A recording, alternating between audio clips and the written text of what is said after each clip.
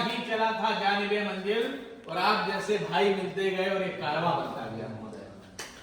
और हमने कहा था मंजिल मिले न मिले ये मुकद्दर की बात है, लेकिन हम सब कोशिश न करें गलत बात। हमने कोशिश करी है, मात्र 2.5 वर्षों में पूरे प्रदेश के 68 जिलों का भ्रमण किया। संगठन ने बीडीसी को एक किया, 4 बार विधानसभा का घेराव किया, जिसमें 40-40 हजार बीडीसी हमारा साथ देने पहुंचे हैं। इसके परिणाम स्वरूप कोई सदन नहीं बचा।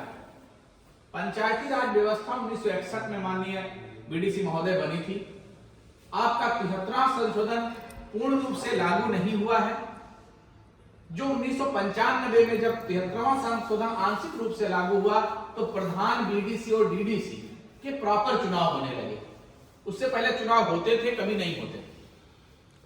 तो आपका संशोधन लागू हुए आज से 28 साल हो गए महोदय, लेकिन बीडीसी को गूगल नहीं जानता था।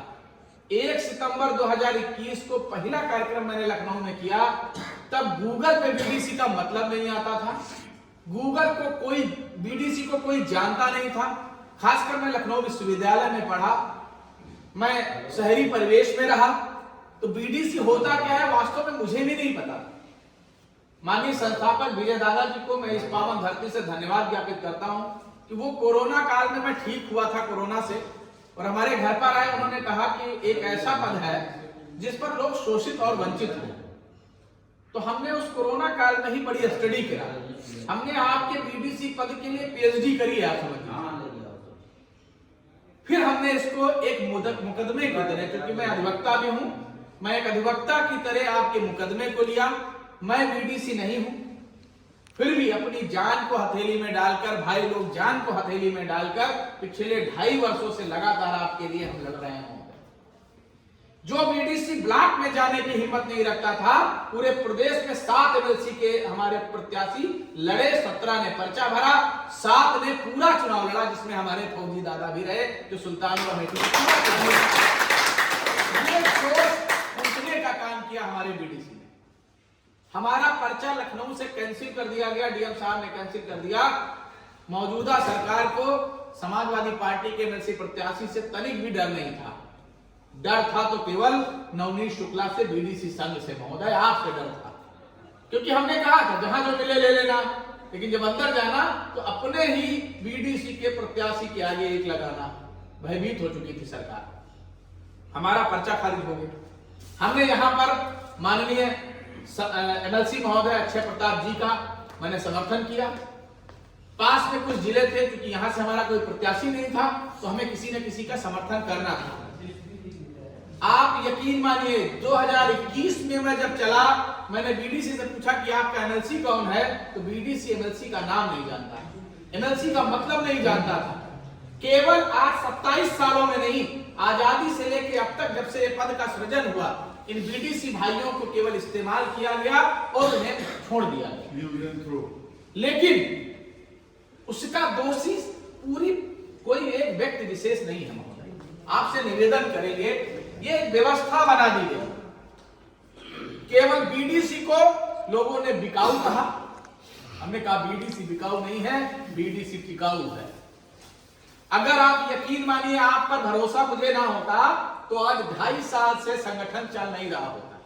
और बड़ी उपलब्धि ये है, 4 बार विधानसभा घेरना उपलब्धि नहीं है, जिले पर ज्ञापन दिलाना उपलब्धि नहीं है। हम सौभाग्यशाली हैं कि अपनी लड़ाई को संवैधानिक तौर पर, क्योंकि हमने बाबा साहब को, गांधी जी को अनुयायी माना है, पंचायती राज व्यवस्था सुदृढ़ हो, ये गांधी जी का सपना था। आज हम पंचायती राज व्यवस्था की व्यवस्था बनाने के लिए निकले हैं महोदय, और उसका परिणाम है, एक सार्थक लड़ाई का परिणाम है। मात्र 2.5 वर्षों में, जहां आपके हिंदुस्तान में भगवान श्री राम को 550 बार घर मिलता है, उस उत्तर प्रदेश में हमने मात्र 2.5 वर्षों में आपको 4 अधिकार दिलाने का काम किया, और चारों सदन में आपकी आवाज उठवाने का काम किया। पहली बार माननीय ब्रजेश पाठक जी का कार्यक्रम था गांधी प्रेक्षागृह, और मैं विश्वास के साथ कहता हूं, आए हुए हमारे जो बीडीसी भाई होते हैं लखनऊ, उसमें से लगभग 80% बीडीसी तो लखनऊ ही पहली बार दिखे। जो लखनऊ जानते ही नहीं थे कि लखनऊ का इको गार्डन कहाँ है, लखनऊ का गांधी प्रेक्षागृह क्या है। लेकिन आज मैं सौभाग्यशाली हूं कि हमको आपने जिम्मेदारी दी, हमने इस संकल्प को बढ़ाया, इस संकल्प को हमने लिया है तो मैं बखूबी उसे निभा रहा हूं।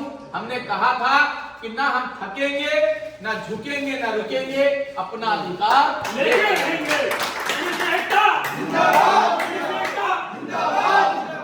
महोदय, आपका अभी हाल ही में 10 दिन पहले राधा मोहन जी माननीय राज्यसभा सांसद ने राज्यसभा में आपकी आवाज बनी, मजबूती से आवाज उठाई। आप बीडीसी संघ का यूट्यूब चैनल है, आप अपने संगठन का एक एक कार्यक्रम देख सकते हो कि कैसे हुआ है, कितने लोग आए हैं, उसमें कौन था। गांधी प्रेक्षागृह में एमएलसी चुनाव के बाद जब कार्यक्रम हुआ महोदय, उसमें माननीय उप मुख्यमंत्री ब्रजेश पाठक जी, 4-5 सांसद, माननीय एमएलसी महोदय सब उपस्थित थे। और एक एमएलसी कुंवर महाराज जी हैं, बहुत शुभचिंतक हैं बरेली रामपुर के, उन्होंने कहा कि यह सौभाग्य का दिन है, आज पहली बार बीडीसी ने एक सदन बना दिया जिसमें उप मुख्यमंत्री बैठे हुए हैं, सांसद बैठे हुए हैं, एमएलसी बैठे हुए हैं और समक्ष बीडीसी भाई बैठे हुए हैं, एक सदन बन गया। इसका मतलब है कि बीडीसी का इतिहास अब बदलने वाला है।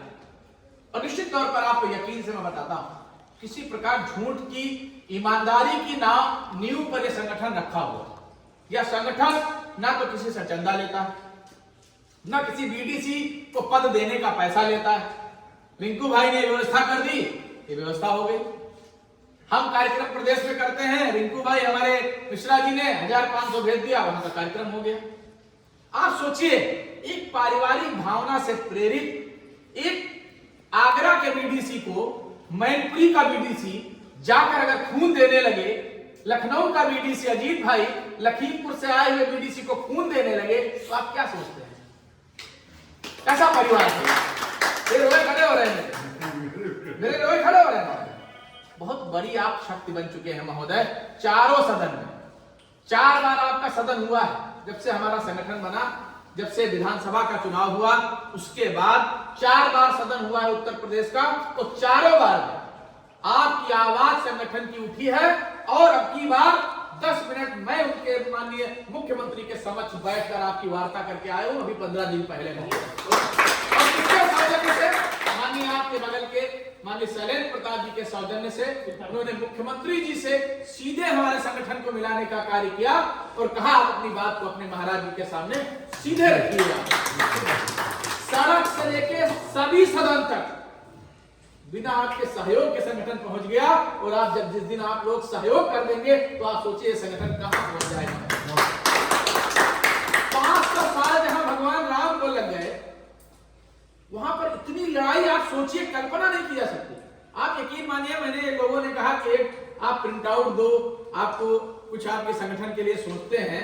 हमने प्रिंट आउट निकालना शुरू किया, लोगों के सामने अगर रख दें तो यकीन नहीं मानेंगे कि 2.5 वर्षों में इस बंदे ने इतना काम कर दिया होगा।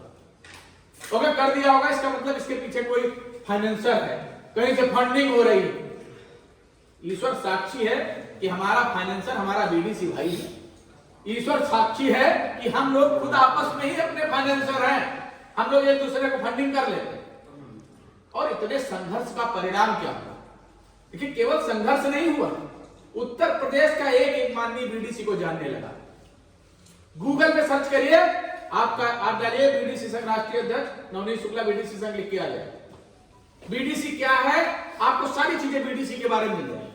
मतलब जो गूगल रसगुल्ला समोसा बनाने की रेसिपी बताता था, बीडीसी नहीं बताता था, खोज नहीं पाता था, वो आज बीडीसी को खोजने लगा है। कोई प्रदेश का माननीय नहीं है, चाहे वो सांसद महोदय हो, चाहे वो एमएलसी महोदय हो, चाहे वो विधायक महोदय हो, चाहे उप मुख्यमंत्री दोनों हो, चाहे मुख्यमंत्री जी, सबको आपकी पीड़ा बकायदा हम बार बार पहुंचाते हैं, क्योंकि संवैधानिक आदमी है। हम आंदोलन भी करते हैं, हम अभिनंदन भी करते हैं, अभिनंदन में बुला के अपनी बात भी रखते हैं मजबूती से। अभी बस्ती का कार्यक्रम था, माननीय सांसद जगदम्बिका पाल जी थे, माननीय सांसद बस्ती के हरीश द्विवेदी